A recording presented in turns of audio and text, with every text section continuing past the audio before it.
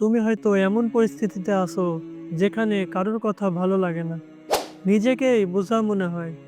তুমি ভাবো, আল্লাহ কেন আমাকেই এত কষ্ট দিলেন? আল্লাহ কখনো কোনো কিছুকে এত সহজে তোমার জীবন থেকে সরিয়ে নেন না, যদি না সেখানে আরো ভালো কিছু দিতে চান। কিন্তু তোমাকে ধৈর্য ধরতে হবে, আর এই ধৈর্যের নামই হচ্ছে সবুর। তুমি হয়তো চাকরি পাচ্ছ না, পরীক্ষায় বারবার ফেল করছো, পরিবারের বোঝা হয়ে যাচ্ছ, কিন্তু কি জানো, এই ব্যর্থতার মাঝে তোমার হৃদয়কে আল্লাহ তাআলা গড়ে তুলছেন। তোমাকে তিনি তৈরি করছেন এক বিশেষ নিয়ামতের জন্য।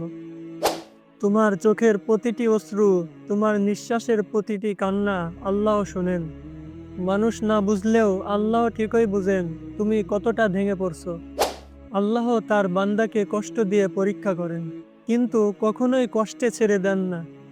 তুমি যদি আজ সবুর করো, তাহলে কাল তোমাকে আল্লাহ তাআলা এমন কিছু দিবেন যার জন্য তুমি আজ কান্না করছিলে।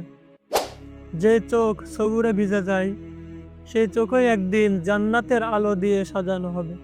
কষ্ট আছে, কিন্তু তা কখনোই চিরস্থায়ী নয়। স্থায়ী শুধু একটাই জিনিস, আল্লাহর প্রতিদান। তো আজ এ পর্যন্তই, দেখা হচ্ছে নতুন কোনো ভিডিওতে। ততদিন সুস্থ থাকুন, ভালো থাকুন। আসসালামু আলাইকুম।